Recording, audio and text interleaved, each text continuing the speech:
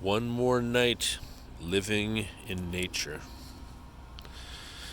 I was grateful for one more sleep, undisturbed sleep in nature, and yet this is the place that I found to sleep last night. So obviously people have been here before, and I just kind of me and Bert tucked our tent just kind of on the side of things. Thankfully this fire wasn't going last night. Thankfully I did meet the people who made this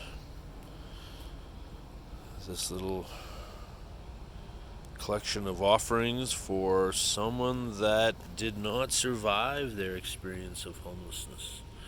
This is where my daughter passed away. If you value life, especially your own, be respectful and don't touch anything. I will honor those wishes, as this is a reminder that someone lost their life currently experiencing homelessness. It is a sad reality for many people living in Calgary, living throughout Canada. It is a sad reality that there are people dying.